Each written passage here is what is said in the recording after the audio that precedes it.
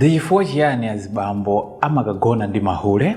Video idayipangiranji. Video idayipanga chifukwa kuti funso ili lilipo ndithu pakati pathu. Azimayi amatha kumafunsa kuti abambo aja amapangira china chilichonse. Koma chifukwa Chiyani amanyamukabe kukamakagona ndi Mahule. Choyambirira tinene kuti kwa mzibambo wina aliyense amene alokwatira si chinthu chabwino, si chinthu choyenera kuti akagone ndi Hule in the first place. Ndiye lero tifuna tikambirane chifukwa chanena kuti mwina nthawi zina zimatha kungooneka kuti ndi physical desire chabe. Azibambo ndi achilakolako, azibambo ndi agalu basi sasankha bola china chilichonse chimene chavala diresicho. Komano nthawi zina zimafunika kuganizira deeper emotionally komanso psychologically pa chikhalidwe chimene azibambo amapanga.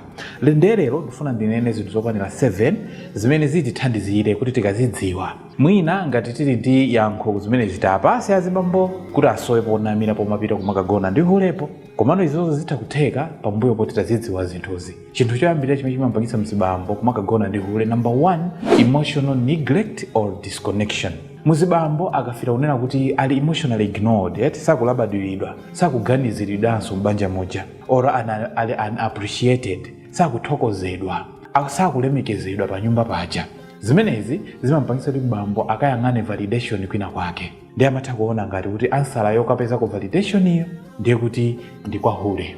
And Mahule zimene amapanga amadziwa zofoka zimene azikazi m'manyumba amapanga. Ndiye Hule chimakayipasa moto kumene kuti chimapereka undivided attention, flattery, affirmation, ngakhale zili zolipiritsa. Koma amakapeza ina aphikira mazi, kuliti zakudya totola, kena kukwapa salanchi, kena kununduka yamba zawozo. Azisamalira bwinobwino ndi zina zambiri kumene kuchako. Amakaonesesa kuti wayipasa moto apereke zinthu zimene mkazi wake wamunayo samapereka.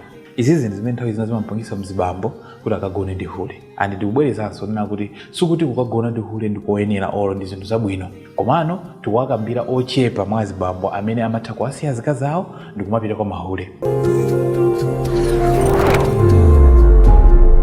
Chinthu cha number 2, no judgment zone.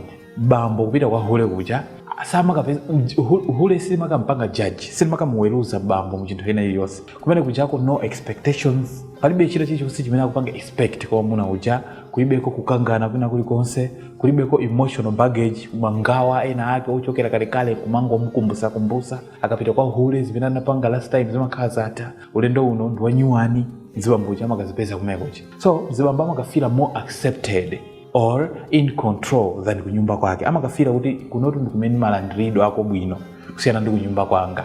Chinthu china chimene chimapangitsa mzibambo kupita kwa Hule cha number 3, the variety and novelty. Mzibambo akapita kwa Hule kuja amakapeza zonena kuti azibambo azibambo ena amene amakhala so addicted to novelty, new experience, kuona zinthu zachilendo. Ndi amati akapita kwa Hule kuja amakapeza ako zinthu zachilendo. Kumene kuja ndikumene kumapezeka ya mundege, kumakapezeka kumene kujako ya bili mankwe, kumakapezeka kaya Chiyani, zinthu zimene kunyumba kulichabe imodzi or sizimasangalasa nkomwe. Ndi mzibambo amapeza kuti ndipite kumene ndikukapeza experience ya nyuwani. It's not about love but rush, kapena kuti thrill. Amakapeza ko thrill yomwe imakakhalako kumene kujako.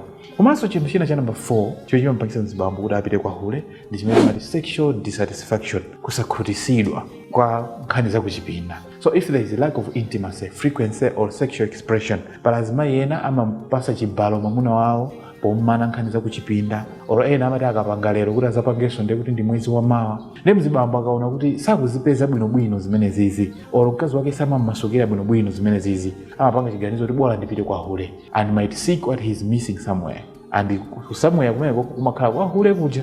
Komanso chinthu cha number 5, low self-control or weak values. Pala azibambo ena amene amapanga struggle with self-discipline. Pala azibambo ena yaluka basi zochitika zawo. So basi iwo samatha kuzipanga control and they end up kumakalezera, and akalezera they end up kukhala malo amodzi ndi Hule. Ilinso ndi vuto limene limapangitsa azibambo kuti azipita kwa Mahule kuja. Komanso peer influence and environment. Pala azibambo ena amene amacheza ndi azinzawo every day ali kubala, anamanena kuti ukalezera mkazi wina aliyense muona bwino ndi zina zambiri. And influence azinzawo, man kwabwera tuwanyuwano. So akujoina nzawo uja ndi upita ukapanga zinthu zimene mwina iwo sanaliredi kuti azipanga, wanfota alandira influence akupezeka zoti akapanga behavior ngati imene ijayo.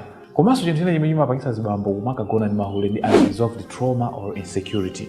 Pala azibambo ena amene amakhala atenga mabala au umwana wawo kapena ma past relationships anthu amene anali nawo nthawi nake anakhumudwitsa kwambiri, and then akufuna kunena kuti zikuwapanga push him forward ku self-destructive behavior. Pala anthu ena zimapezeka kuti zimene zikuwapangitsa kuti azipange push ku chikhalidwe chimene chili chowawononganso iwo omwewo.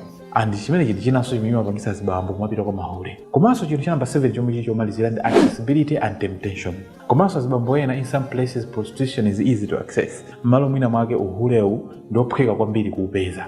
Azizathu amene amakhala maiko akunjawa kaya ndi kuchina South Africa kumene azikazi ali so easily found, you can easily found them. So zimapangitsa Azibambo ena kuti apezeke akugona ndi Mahule.